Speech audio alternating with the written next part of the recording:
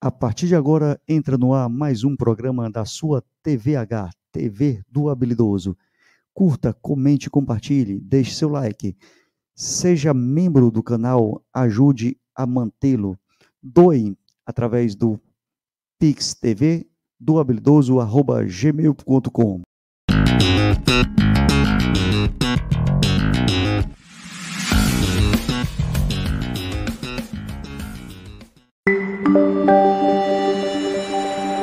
TV HBR, o canal mais habilidoso do Brasil.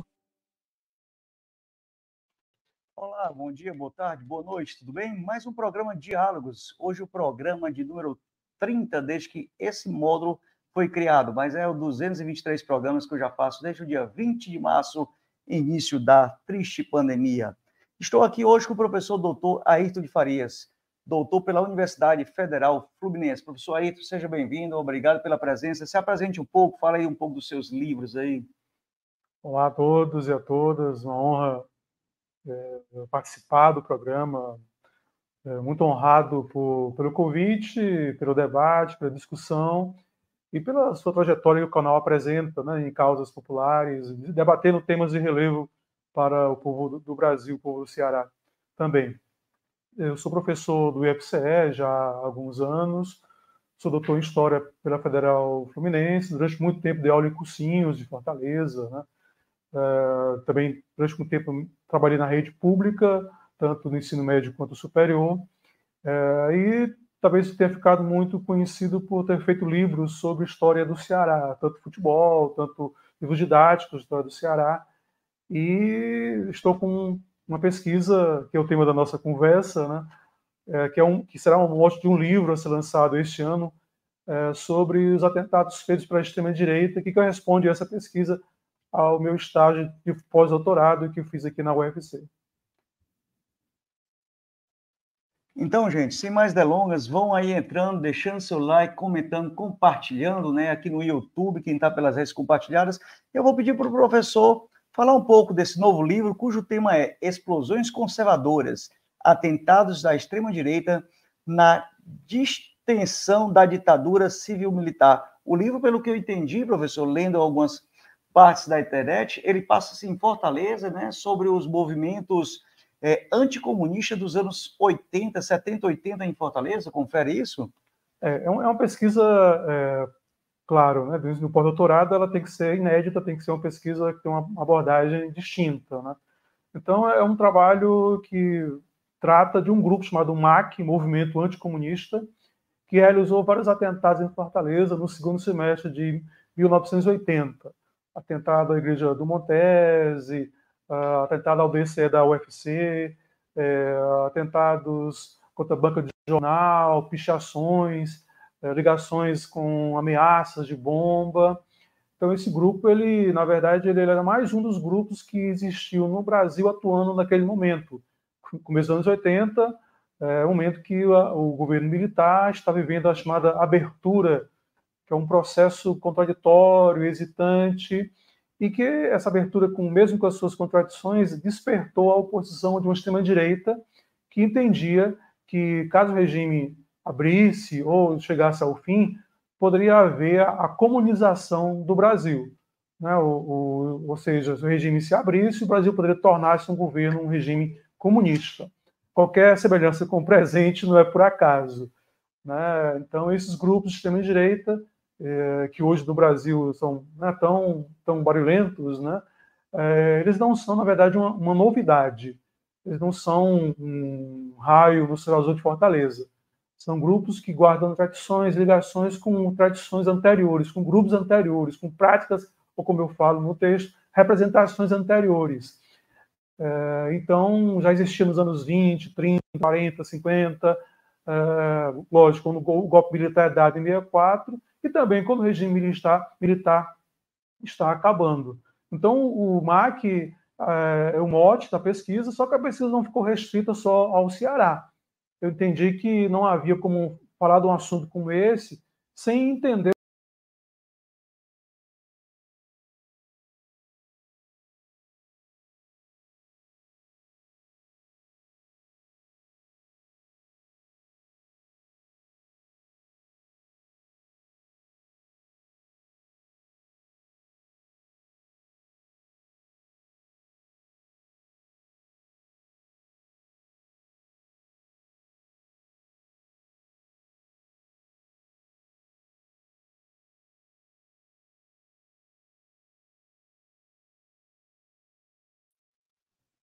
Professor, nós estamos aí com a tela falando da introdução. O som passou esse slide aí sobre apresentados os 7 acusados por terror no Ceará. Quem seriam esses 7 acusados? Aqui nós temos, está dizendo que o som está sem som. Sem som agora. Os 2 estão sem som, Renato?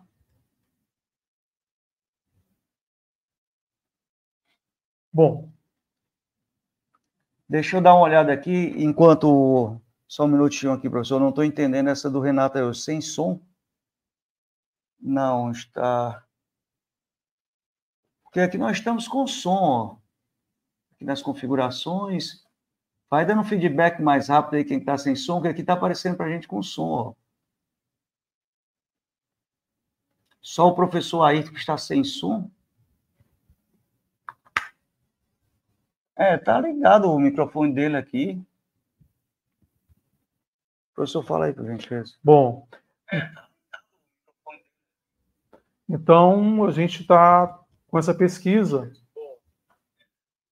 uma pesquisa inovadora. Não, tá ok, gente. Vamos seguir em diante. Tá ok aqui. Bom, então, voltando à nossa conversa, né, esse slide. Esse slide, na verdade, é da Folha de São Paulo, de 1980. Na verdade, eu tive contato com esse assunto por acaso. Eu estava concluindo o meu doutorado na Federal Fluminense, estava fazendo a tese, colocando as citações finais do trabalho, e por acaso eu vi essa matéria da Folha de São Paulo, de dezembro de 80, relatando que 7 jovens em Fortaleza haviam sido presos por realizar atentados terroristas, como eu havia dito antes. Era um assunto que eu não tinha a menor ideia que existia. E olha que eu trabalho com a história do Ceará, dei aula em cursinho, em universidades durante muito tempo, e realmente não sabia, não conhecia esse ponto, né? E aí, claro, que veio a curiosidade de entender o que era isso.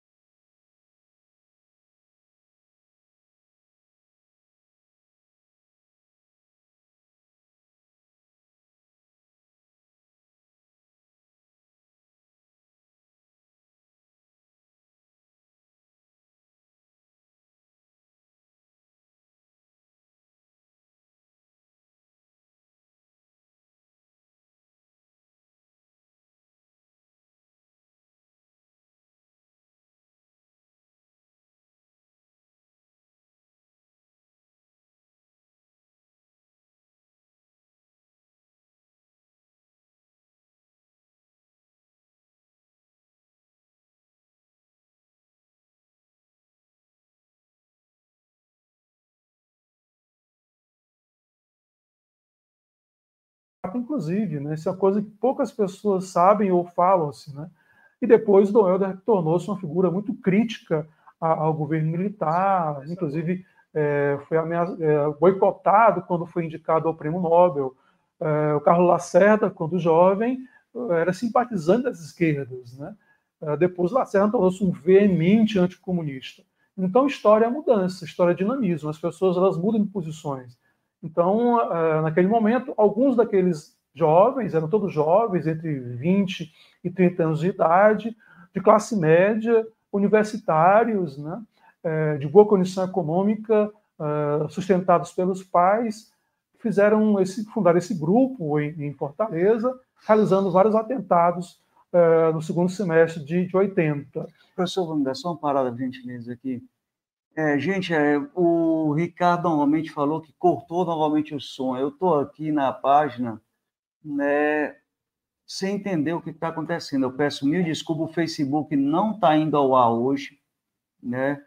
Aí eu não sei se o erro é aqui comigo ou nessas configurações que ainda dependem dessas redes que ficam boicotando a gente. No Facebook agora foi. Então, professor, a gente vai trabalhar agora somente com a webcâmera, porque a outra eu tenho que desativar o som, e se eu desativar o som aqui, né, fica dando microfonia. Então, vamos trabalhar somente com essa webcâmera. Hoje eu volto a ter. Estou dizendo, sempre é uma coisa diferente. A gente pede desculpa a vocês, é que sozinho no canal a gente tem que correr, bater o escanteio e correr para cabecear. Professor, deixa eu fazer uma pergunta mais direta, né? A gente passar aqui do slide 2 depois, né? Eu queria saber, tinha anotado aqui, né, sobre quem eram essas pessoas que estavam nesse movimento, quem foram presos, quem foram... a ditadura já chegou, já botou para cima, prendeu alguns, transferiu de estado, não é isso? Tentou ganhar na propaganda, dizendo que essas pessoas eram baderneiros, pelo que a gente conhece um pouco da história brasileira da ditadura. Então, quer dizer, quem eram essas pessoas? Fala um pouco, né, dessas pessoas que se estão no livro, né? Se estão vivas hoje, principalmente isso, né? Aqui nós temos o Lincoln dizendo, o grande professor Ayrton Lincoln César. Obrigado, Lincoln, pela presença. Gente, vai se inscrevendo no canal, conheça o canal, tem várias lives aí, com o Genuíno, o professor Ayrton hoje pela primeira vez, né, e outros mais aí. Bom, eu acho interessante, antes de responder a sua pergunta, falar um pouquinho sobre a abertura do período militar, que é um assunto que também não é tão estudado. Hoje, a academia talvez dê uma atenção maior. A gente fala muito do golpe, com razão, né? Fala muito da luta armada, da propaganda, da repressão, tudo isso são temas, né, muito justos e importantes, mas a abertura um período, é um assunto que algumas vezes as pessoas elas não têm tanta intimidade, né? Nós temos tradicionalmente a chamada distensão do governo militar, que depois virou abertura política, né? A distensão ela começa mais ou menos no metade dos anos 70, no governo do Geisel, né? A distensão ela não pretendia tornar o Brasil uma democracia. Isso é uma coisa que também, algumas vezes, as pessoas não se apercebem ou não entendem ou não sabem.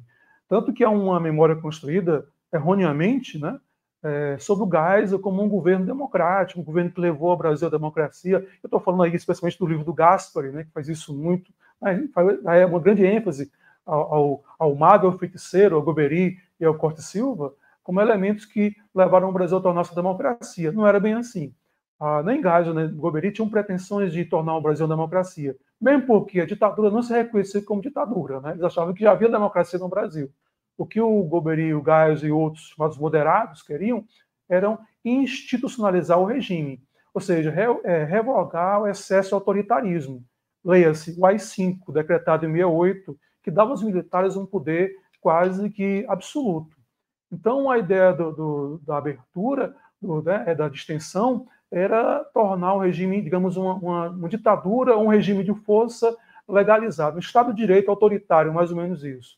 Depois que esse processo, por pressão popular, pressão das ruas, pela crise do regime, crise econômica, o projeto, né, tornou-se um processo político, e aí sim, no final dos anos 70, começo dos 80, há vários grupos políticos engajados, OAB, igreja, estudantes, movimentos sociais, para que o regime chegasse ao fim. Só que ninguém sabia bem como o regime iria acabar, né? Havia muitas dúvidas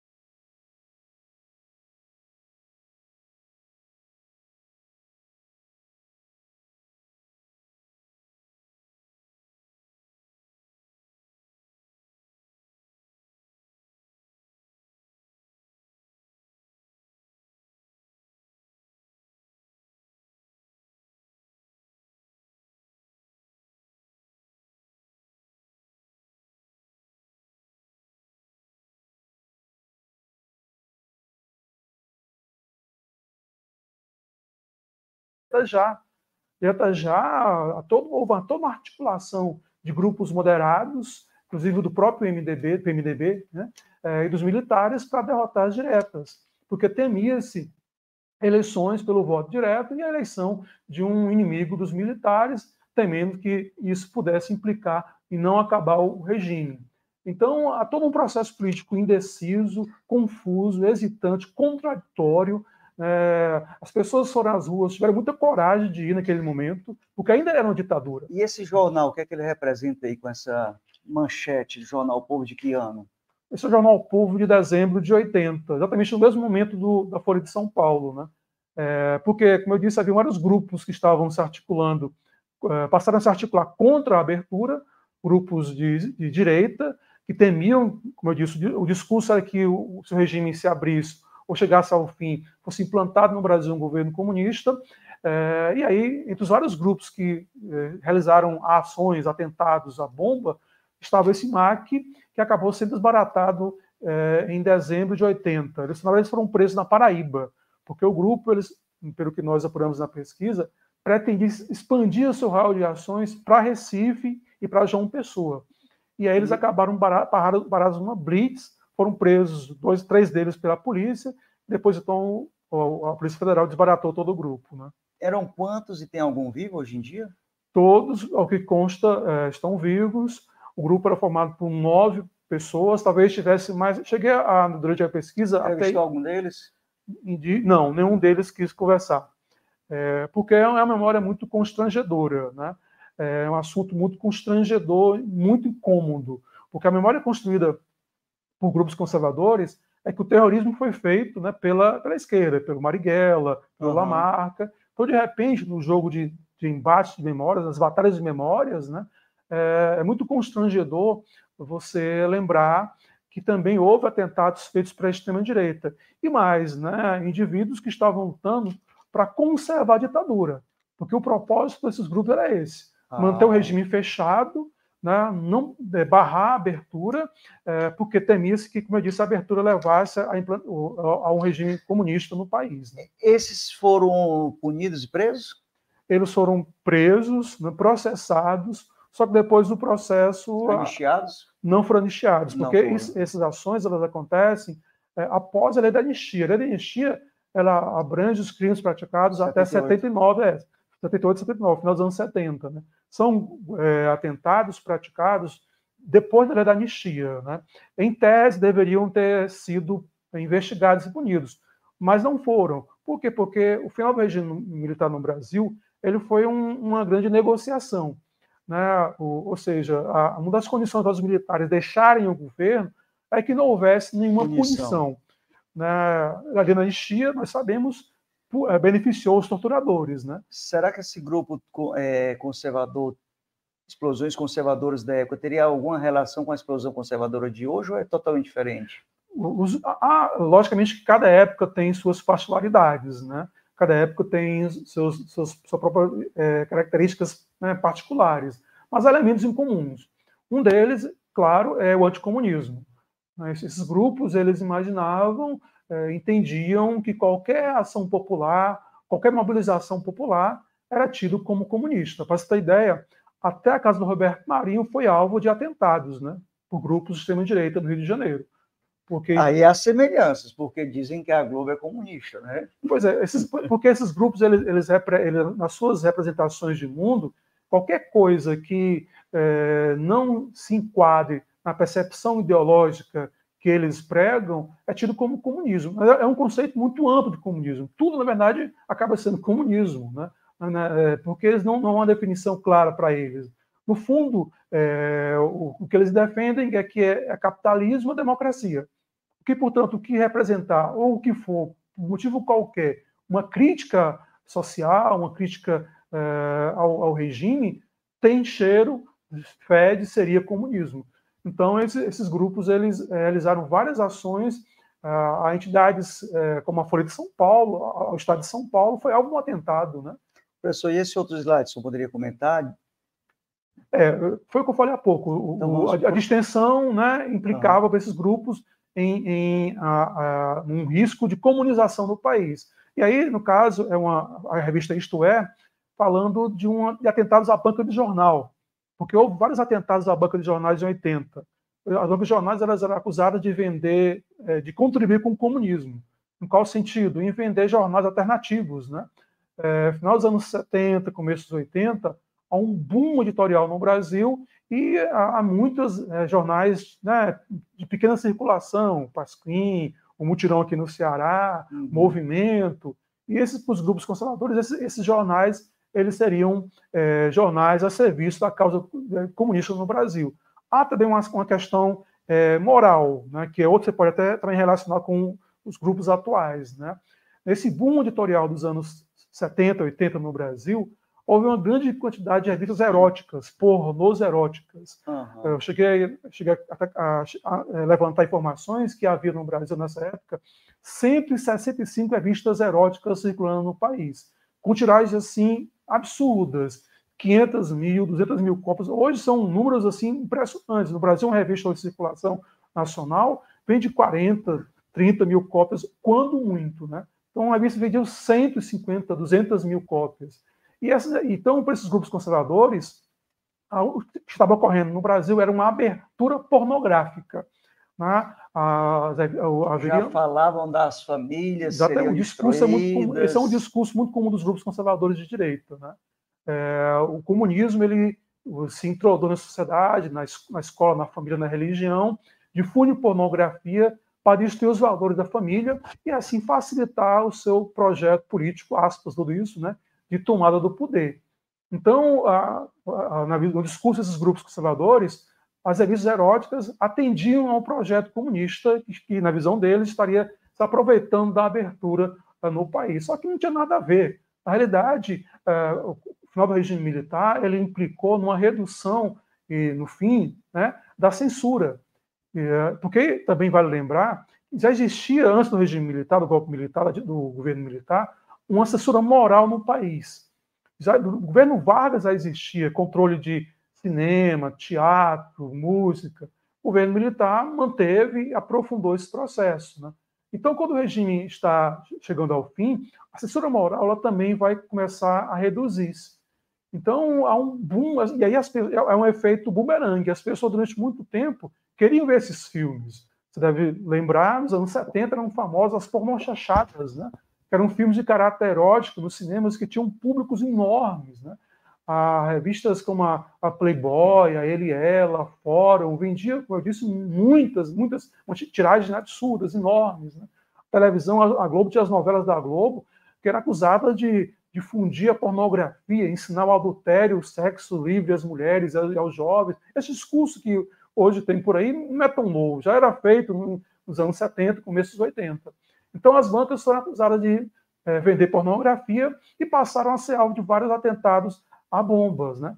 No caso do Ceará, em Fortaleza, houve um atentado a duas bancas de jornais. Uma banca na Praça da Igreja Redonda, na Parquelândia, e a banca da Igreja da Parangaba. Ambas as bancas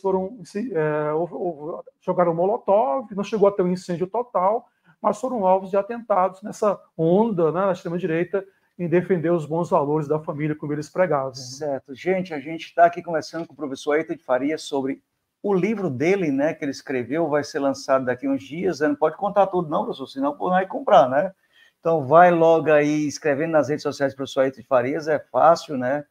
E perguntar, o professor vai já dizer onde é que vai estar a venda, se já tem um dia do lançamento, né? Mas antes eu quero agradecer aqui, passando o nobre amigo Arismar, a Nara, a Maria Evani, agradecendo, dando parabéns pelo debate, o Ricardo, que ajudou muito aqui no começo, já que eu tenho que abrir, Ricardo, 2 navegadores, né, para poder ativar a outra câmera. E alguma coisa hoje, quando eu tirava a outra, essa câmera aqui, né, do ar para botar a outra só para ele, talvez seja aí que estava havendo o não som.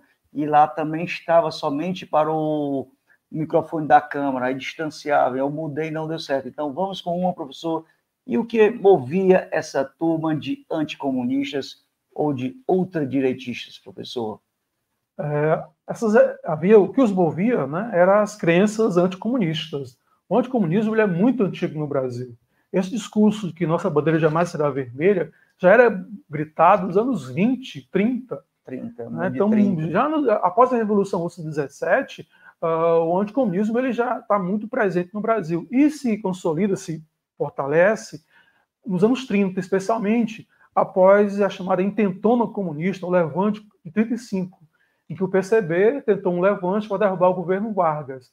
Então isso isso endossou no Brasil o anticomunismo, em especial nas Forças Armadas. As Forças Armadas, os militares do Brasil, até hoje, eles são doutrinados, cadetes que adentram nas Forças Armadas, em valores anticomunistas, em conspirações, né, que o comunismo é um inimigo contra a ordem, contra os valores da hierarquia, da disciplina. Triste, né, professor, a gente falar em abrir um espaço aí do Exército Brasileiro está sempre conspirando contra a população brasileira, né? Isso, lógico, não impediu que existissem militares de esquerda e militares comunistas, né? O Lamarca que o diga, né? Mas a minoria, né? Mas são exceções e foram perseguidos, né? Nos anos 50, 60, você tinha militares de esquerda, ou pelo menos militares mais legalistas, né? Quando o golpe acontece em 64, aí sim há uma caça às bruxas, que é uma coisa que as Forças Armadas pouco falam, inclusive, os militares que foram perseguidos, né, pelo próprio regime, e não foram poucos, né? Inclusive aqui mesmo em Fortaleza, quando o golpe é dado, né, os militares da base aérea tentaram articular uma revolta, uma desobediência contra o que estava ocorrendo no país, no caso da queda de João Goulart. Esse é outro assunto que também hoje a historiografia está dando uma atenção maior e que é silenciado. A ditadura militar ela tem que ser mais debatida, tem que ser discutida. Não, você perguntou, eu não pude responder agora, esse assunto, né, eu não sabia, poucas pessoas conhecem esse assunto, porque houve um esforço de silenciamento quando o regime acabou. Né? Porque você debater implica você perguntar por que houve o golpe, como é que vários setores da sociedade apoiaram o regime. Né? Havia porões do regime, não era bem assim. As pessoas sabiam o que estava acontecendo. Claro, havia gente que não sabia. No Brasil, a exclusão política partidária é muito grande, ainda hoje é muito grande. Mas havia setores da classe média, das próprias elites, da imprensa, que sabiam sim. O governo dizia que estava em guerra contra a subversão. Que havia, e aí guerra você implica em matar gente, torturar gente. Então, e aí quando o regime acaba, no final dos 70, começo dos 80, se constrói uma memória, ou uma representação, como eu digo, de que todo mundo era democrata. Todo mundo foi contra a ditadura, todo mundo foi contra, né, a repressão, as torturas, quando nós sabemos que não. Que vários setores da sociedade apoiaram, hipotecaram o que estava acontecendo. Mais ou menos parecido, né, com o que nós temos hoje no Brasil.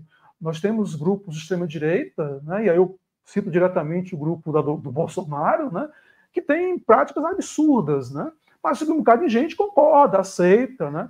Algo parecido acontecia lá nos anos 70. Um bocado de gente concordava. Eu trabalho com a ideia de zona cinzenta, né, que é do historiador francês Pierre Laborie. Ou seja, entre a oposição total a um regime autoritário, né, e o apoio total, você tem várias gradações. Tem gente que apoia uma coisa, concorda com outra coisa, não concorda com uma coisa. Então, o regime militar falava de ordem, de progresso, de família, de religião. Há um discurso que seduz muita gente. Discurso positivista? Um discurso, não diria positivista, mas um discurso de que o país ia, enfim, desenvolver-se. Né? Porque o Brasil é um país eternamente do futuro. Né? Nós somos da mesma idade, imagino, mais ou menos. Né? Eu acho que as crianças de ontem, pessoal, que era para ser do futuro de hoje, né? Estão muito infantilizadas, viu? Mas esse discurso, né? essa promessa, ela vem de muito tempo. Né? Os militares diziam que o futuro, enfim, chegou. Né? O milagre econômico, a economia cresceu muito no começo dos anos 70. O Médici era muito popular, o Médici era aplaudido nos estádios. Né? Então, essas questões todas são muito cômodas. Mas o bolo foi dividido entre eles. Esse era o problema, mas havia uma promessa de consumo. Né? Crescer para depois dividir. Mesmo que o regime, isso é óbvio, isso é mostrado pelos trabalhos acadêmicos e dos economistas, mesmo que o regime fosse concentrador de renda, havia o sonho das pessoas consumirem, de entrarem no mundo do consumo. Então, só o sonho de um dia poder consumir já implicava que muita gente apoiasse o governo ou silenciasse o que estava acontecendo no país. E aí, como eu disse, quando o regime acabou, isso tornou-se muito constrangedor, muito constrangedor. Como é que você apoiou o que estava acontecendo? Então, para evitar questionamentos, o que foi feito? Um enorme silenciamento, né? Exceção da academia, de alguns políticos, um ou outro ali, alguns grupos políticos, movimentos sociais. Em geral, no Brasil, quando a 31 de março, 1º de abril, é uma data que poucos falam, um discurso, uma matériazinha na imprensa, quando, na verdade, era preciso um debate bem mais amplo para entender toda a complexidade do que foi o governo militar e como isso ainda hoje é presente, né? Porque senão eles continuarão ganhando a narrativa ainda hoje. Essa foto que representa aqui? Isso aí era um documento, são documentos, né, que nós catalogamos na pesquisa, que mostrava, na visão desses grupos extremistas, são panfletos desses grupos extremistas, mostrando a infiltração comunista, no caso, né, na Igreja Católica e no MDB. Né? É uma xerox, não está talvez tão nítido para quem está nos acompanhando, mas aí você tem o Luiz Carlos Prestes, na Foice no Martelo, né? Com cartas de baralho, que dentro do Aristo Arnes, do Aloysio Loscheider, inclusive, são citados nessas cartas de baralho, e ele diz, então, que a Igreja Católica, que naquele momento estava apoiando o processo de abertura, estava sendo dominado pelos comunistas. Portanto, e aí teve atentado à igreja, né, a religiosos, nesse momento no país todo. Né? O outro panfleto, né, um panfleto que foi distribuído em Fortaleza em 82, na eleição de 82 em Fortaleza. Em 82 nós tínhamos quantos partidos no Brasil? Os principais eram o MDB, o PSDB. Em 82 ainda era PMDB, Arena, PDS, né? 3, PT 4 partidos, já existia, né?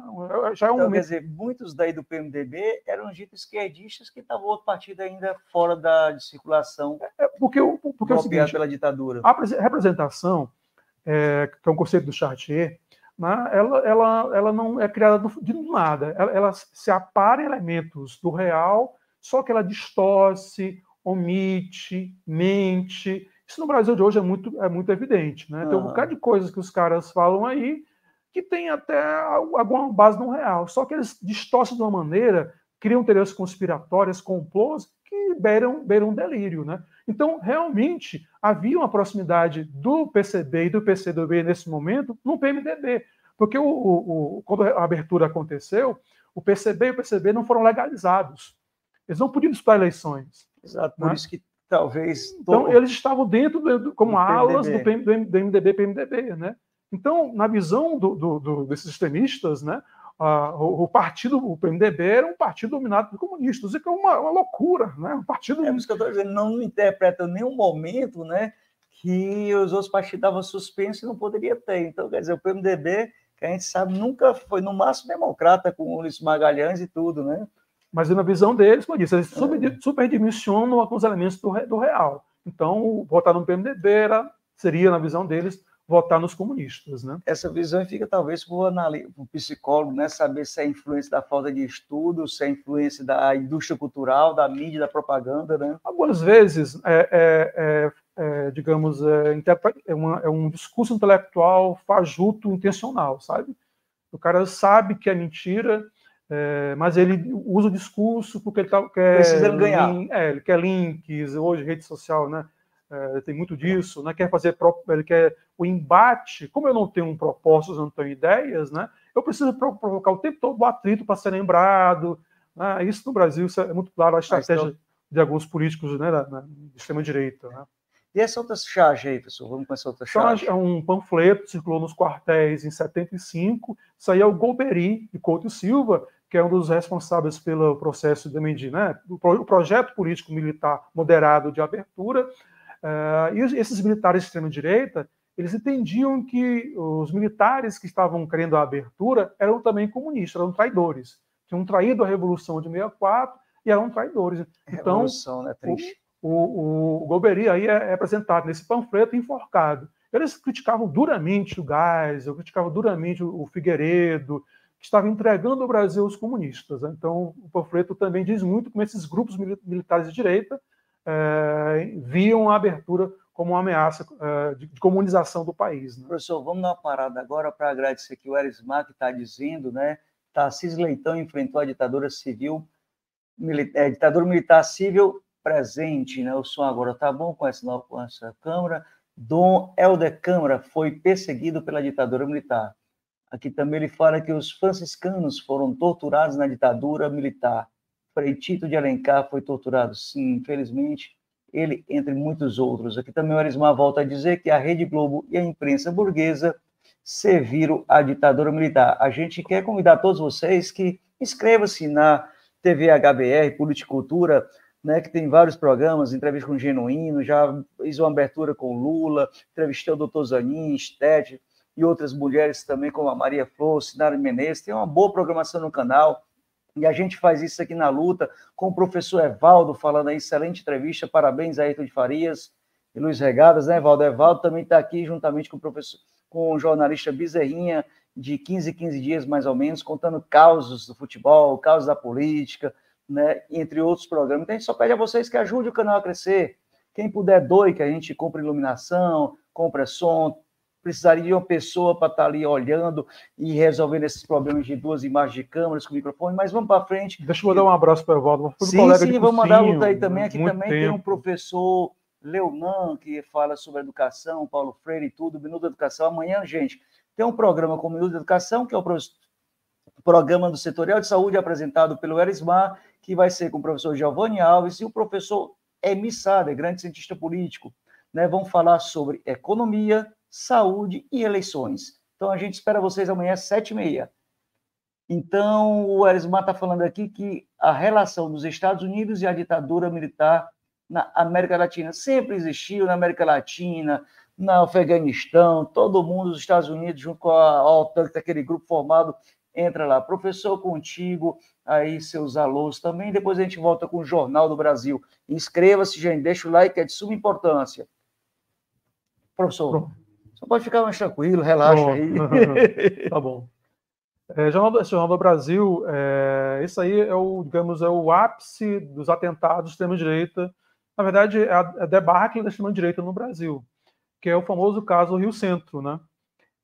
Em que os militares ligados ao DOI-CODE, né, do Rio de Janeiro, resolveram colocar bombas, foram várias bombas, num show do 1º de maio, que estava ocorrendo no Rio Centro, né, no Centro de Eventos do Rio de Janeiro, na intenção de provocar uma tragédia, matar muita gente, e que a crise que ia correr daí poderia talvez até derrubar o governo Figueiredo, ou barrar o processo de abertura, que é o que eles queriam realmente. Né? Só que foi digamos, uma bomba pela culatra. Né? Tiro pela culatra. Foi um tiro pela culatra. Os caras foram montar a bomba dentro de um carro, né? Um Puma famoso, e a bomba passou, o carro estava perto de um fio de alta tensão, e a bomba acabou estourando. Né? Então, e aí foi um escândalo, porque não tinha como negar, né?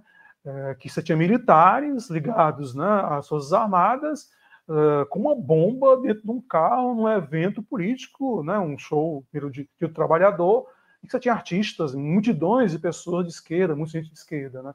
Então, houve uma investigação pífia, que acabou não dando em nada.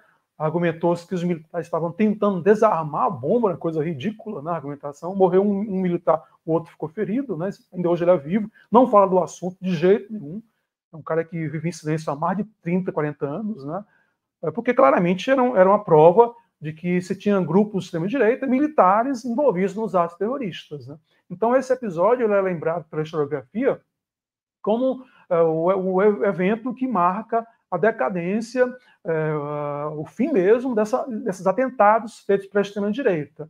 Nossa pesquisa ela não nega isso, não nega que o Rio Centro é a debacle dos atentados, mas vai defender, isso é a novidade da pesquisa, né, que os atentados continuarão a acontecer. Você vai ter atentados ocorrendo após, né, o Rio Centro. Atentados não ocorrendo por todo o país, não só no centro mais dinâmico, Rio, São Paulo, Minas Gerais. Né? Então, essa é uma novidade que a pesquisa vai trazer, está trazendo né, para a historiografia. O Rio Centro é importante, marca sim a debacle da extrema-direita, mas os atentados continuaram acontecendo, vão ocorrer até o final do regime. Claro que atentados com menos impactos, ações esporádicas, né, porque a extrema-direita ela está seriamente comprometida, né, após o episódio do Rio Centro. Né. Então, isso é uma novidade da pesquisa. A novidade é que os atentados ocorreram por todo o país, não apenas no eixo mais dinâmico, Rio, São Paulo e Minas Gerais. E, professor, seu alô que o senhor ia dar aí, que o senhor já passou direto explicando, o senhor não deu alô aí para as pessoas? Pessoal, né, muitos ex-alunos, colegas... O Evaldo foi ex-aluno também, né? Não, o Evaldo foi meu colega, na verdade, de cursinho, a gente trabalhou junto, né? Durante muito tempo, no antigo GEL, o novo, né? O novo, estudei lá da 96 até 96. Não, o GEL foi uma escola muito importante para mim como professor. Assim, o Evaldo, tinha vários colegas que hoje são do Arthur Brum, né? Foram políticos, são políticos, né? Deputados, parlamentares, né?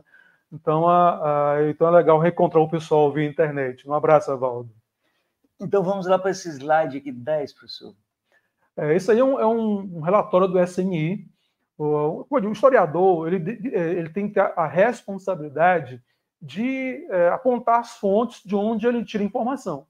É isso que diferencia, né, um historiador ou a história da memória. Né? A memória ela é uma coisa muito fluida, né, muito construída ao sabor do momento. Né?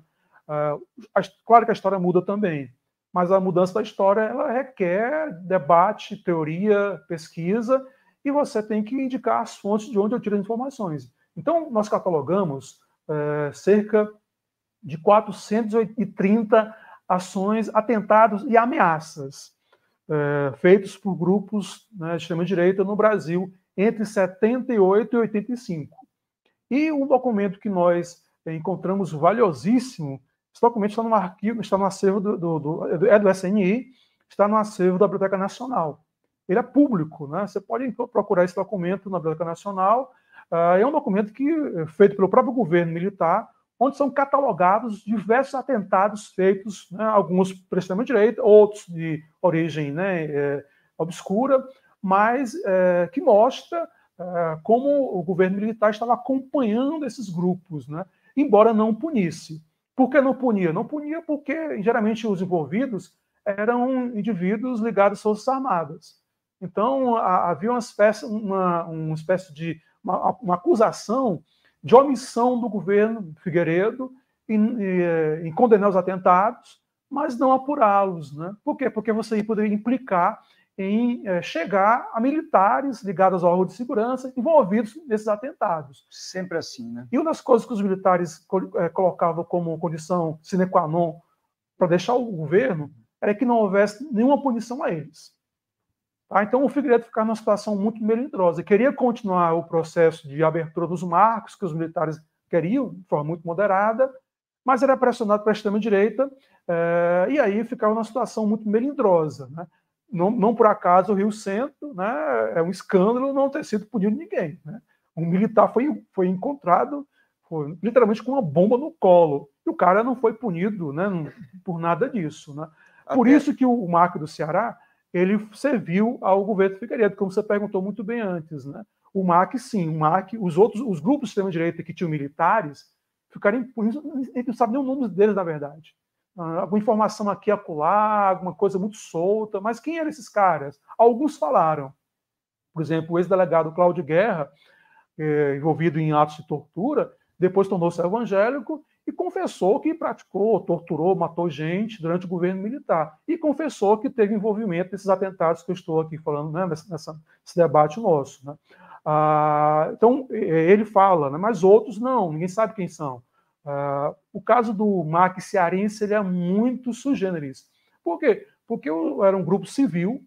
Geralmente, esses grupos de extrema-direita eram compostos por elementos militares, policiais, ligados aos órgãos de segurança. O MAC do Ceará são 7 jovens civis universitários que foram pegos colocando bombas, né? Então o governo militar os usa muito. Você sabe se é a classe social deles? Se era classe média ou classe média alta? Alguns moravam no bairro de Fátima, inclusive. Ixi, né? Aqui perto de mim? Perto aqui da igreja, inclusive. Muita situação econômica muito boa. universitários, direito, né, engenharia de pesca. Então, normalmente é a classe média alta que se acha alta, que não quer que se acha gente, mas nunca chega lá. Que não queria abertura, né? Porque eles imaginavam, como eu disse, o temor do anticomunismo. Então, o governo de Figueiredo usa muito o marco do Ceará. Eles são expostos, não, como eu disse, assim que eles são presos e são, né, pela Polícia Federal, a imprensa do país todo, a Folha de São Paulo, eu encontrei notícias em jornais de quase todo o país, né, mostrando presos terroristas, né, no Ceará e tal e tal. Então, o governo militar usou o MAC como um bode expiatório. O governo militar, sim, está o Figueiredo, não aceita terrorismo, está perseguindo terroristas. Está aqui alguns, só que o detalhe é que eram civis, né?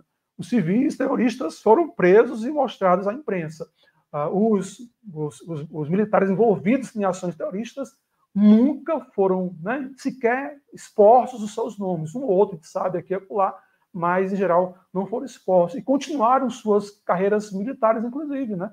Continuaram as Forças Armadas quando o regime acabou, não foram punidos, e aí, coincidência ou não, em 87, alguns militares tentaram colocar bombas em quartéis no Rio de Janeiro, reivindicando aumentos salariais.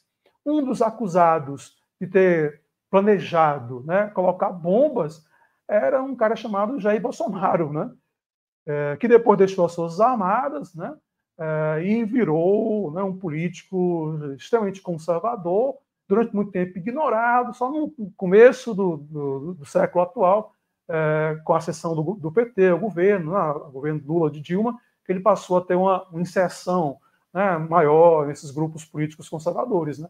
Mas isso é muito interessante, como a não punição desses indivíduos, né, acabou impedindo, ou não impedindo, que ações extremistas voltassem a acontecer.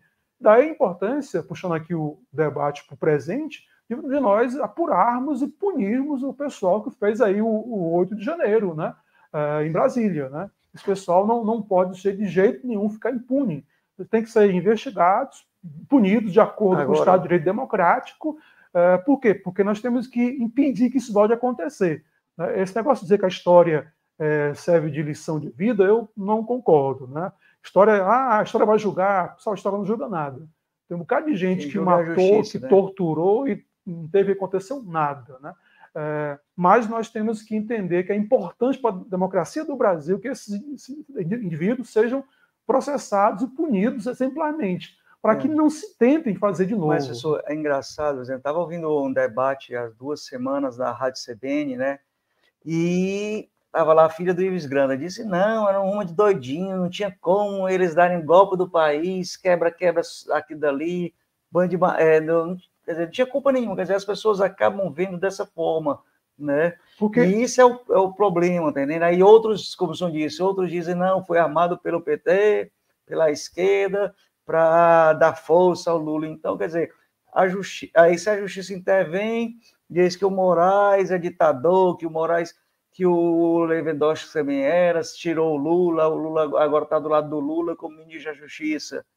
Então, eles conseguem, pelo menos, adentrar na nossa esquerda e ficam tentando desmoralizar. Tem uma grande mídia, como a gente já citou aqui, a Rede Globo e outras mais, que levaram muito tempo, já que não tínhamos a internet, né, e não poderíamos fazer a contra-informação, então levaram essa notícia mais adiante e convencia a maioria das pessoas. Aí por isso que talvez agora a gente tenha um tete-a-tete, ele está mais ou menos nivelado e a gente pode competir e desmascarar a notícia desde a bolinha do papel em 2012, aí outras notícias mais que a gente vem tentando desmascarar na nossa mídia alternativa.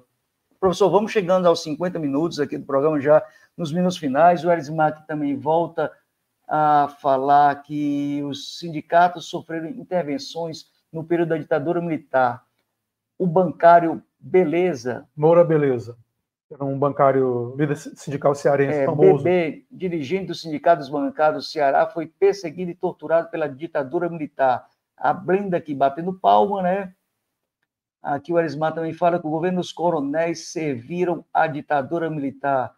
E outras mais mensagens. Aqui também temos o João de Abreu. Parabéns, professor, excelente a abordagem dos temas muito interessantes. Foi meu aluno, estou ficando velho, né? Você começa a encontrar ex-alunos assim, aí o cabelo está caindo, né? A idade está chegando. Mas é bom pelo menos seguir os ensinamentos e valeu a pena ensinar, né? Aqui também o Erismar fala que Américo Silvestre, presidente dos trabalhadores rurais de Aracati, foi preso pela ditadura militar de 64. São somente alguns de muitos, né? Dizem que não houve, que eram poucos morreram, que foi a tal da dita mole, não sei o quê. A direita sempre tenta desmerecer as nossas causas. Porque, na verdade, essa discussão de você tentar quantificar, né, vítimas, né, mortos, é uma coisa meio absurda em termos historiográficos, né? Muita gente foi processada, muita gente foi espionada, o governo tinha espionagem de muita gente. Havia espiões em sindicatos, escolas, universidades, gente sendo processada por motivos mais absurdos, né? Então, esse discurso de quantificar, reduzir a ditadura apenas à quantidade de mortos, né, é algo que não tem por que existir. O regime é muito mais complexo, muita gente que foi perseguida não tinha nenhuma ligação política, por sinal, né, inocentes foram, pessoas nenhuma ligação partidária foram mortas, inclusive, torturadas. Então, reduzir o que aconteceu é algo inaceitável. Por isso a importância de cada vez mais falar sobre esse assunto, né? Principalmente no tempo agora, professor, que a Itália libera símbolos nazistas, podem ser feitos nas suas manifestações, né? E a cadela do Sil continua viva, né? Alguma daquelas fotos que gostaria de falar mais, ou a gente pode ir para as considerações finais, senhor? A gente pode encerrar, se eu dar um toque, se me permite, né? Claro. A questão a gente tem mais 7 minutos aí. De que, fora os atentados, eu trabalho muito com a questão do medo, né? O medo, ele tem uma grande importância política também, né? O medo do que vai acontecer, o medo dos atentados. Então, criou-se uma paranoia no Brasil em relação às bombas, né? Qualquer ligação anônima telefônica, você tinha repartição pública, banco, colégio, desocupado às pressas, as pessoas em pânico, gente chorando, né? Especialmente quando passaram a morrer ou a ser feridas algumas pessoas, né? Então, o medo também não foi só os atentados em si, não foi só os atos materiais, né, realizados, mas a onda terrorista de extrema-direita provocou uma onda de medo enorme no país, que tinha repercussão política. É isso também que eu trabalho vai defender, né? De que tudo isso implicava em como é que ficará a abertura. Ela vai continuar, vai recuar? Então, é um fato político muito importante. O regime chegou ao fim, isso eu destaco, né, de uma forma muito confusa, hesitante, não é tão comum, não foi tão tranquilo como algumas vezes uma certa visão tradicional de história, e eu falo do Gaspari especialmente, o Hélio Gaspari, né, dá a entender como se o regime chegasse ao fim numa viagem, num percurso tranquilo. Não foi isso. Ao contrário, foi muito confuso, temores, bombas, disputas, para que em 85, enfim, houvesse a eleição do Tancredo, que depois custou ter implicações, né? Uma herança que o governo militar deixou de autoritarismo do país, que hoje nós sentimos, né? Infelizmente. É uma herança maldita, era para ter acabado com eles se rendendo, como se renderam os nazistas, né? Porque do jeito que acabou, nunca acabou e eles persistem até hoje. Essa página nunca foi virada da nossa história. O senhor não acha? E o pior, né? Não silenciou-se, buscou-se abafar, e aí, nesse momento, existe no Brasil uma tremenda onda de negacionismo. Via alguns canais de YouTube, via alguns projetos aí, alguns são pagos, né? Não vou dizer o nome para não fazer comercial, né? Tem programa vende um pacote você paga para ouvir as bobagens assim, absurdas, né? Gente que não tem a menor ideia do que está falando, né? Então, eu fico muito honrado em ter vindo, né, ao seu programa, dar essa entrevista.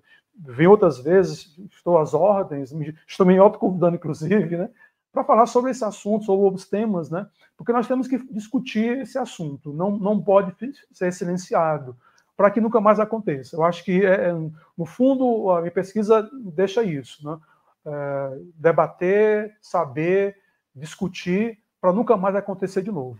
Eu concordo. Essa página precisava ser, já que não condenados, que muitos deles já morreram, né? Mas pelo menos dizer, fulano de tal, culpado, fulano de tal, culpado, fulano de tal, culpado, crimes, esse, aquilo, outro, para que os nossos, aí sim, jovens possam crescer estudando e a gente amanhã pudesse ter realmente um país mais consciente. Mas eles crescem, muito deles, dependendo da escola que eles estudam, né? Levam para o viés que foi revolução e não foi uma ditadura militar. Então, cresce com muitos dizendo que é coisa de comunista, e o medo que é a política de quem quer derrotar. Eu sempre digo que a balela do comunismo é para unir os abestados, porque sempre usaram os temas comunismo, né, essa questão do moralismo religioso e da corrupção. Esses três lemas unem os abestados que vão em luta para a rua dos 2013, como foi aquela, e não sabem que por trás estão sendo massas de manobra para derrubar a democracia, para entregar o seu país de mão beijada. Professor, mas antes de terminar, né, a galera vai ter que se inscrever. Temos 3 pessoas aí, eu quero pelo menos 10 inscritos até agora. Nenhum, gente. Vamos escrever e fazer doação aí para ajudar o canal. Aonde vai estar vendo o livro e qual a pretensão de período de lançamento, professor? Aqui a Renata também deixando uma mensagem. O livro está em produção, né, e deve ser lançado em março, né, ou em abril, coincidindo com os 60 anos do golpe militar, inclusive, né. Deve ser lançado na UFC. A ideia é fazer vários lançamentos, inclusive. Pode até vir fazer lançamento virtual aqui com você, caso você me permita. Presencial, né? Virtual não. Trazer outra pessoa para conversar. Pronto, né? E aí a gente vai fazer vários lançamentos, debates. A minha ideia é discutir, debater o assunto, né? Como eu disse, como professor, eu fico muito incomodado com a onda negacionista que nós temos no Brasil sobre vários assuntos, não só o governo militar. Então, eu creio que a minha função como professor, como historiador, é levar a discussão, incitar o debate e trazer as pessoas para compreender um pouco melhor a história deste país. Então, em março, o livro deve ser lançado, né, a gente depois entra em contato, falando sobre esses temas que nós abordamos hoje nesse programa. Então, professor, agradeço a todos e a todas que nos assistiram. Peço mil desculpas pelos inícios do programa que não teve áudio, né? Vou tentar rever o que aconteceu aqui depois, mas a partir dos 6, 7, 8 minutos para frente, a gente teve esse excelente debate com o professor doutor em História, né, professor Ayrton de Farias, que está lançando esse livro em breve, que é o livro Explosões Conservadoras, Atentados de Extrema-Direita na Distensão da Ditadura Civil-Militar, fatos ocorridos aqui em Fortaleza, Ceará. Inscreva-se nas redes sociais do professor Ayrton, né, de Farias, é fácil procurar. E, professor, muito obrigado. Um grande abraço. Obrigado a todos vocês. Curtam, comentem, compartilhem. Pessoal. Abraço. Forte, pessoal. Um abraço. Valeu, gente. A gente vai ficando por aqui. Amanhã a gente volta às 7h30 com um novo programa.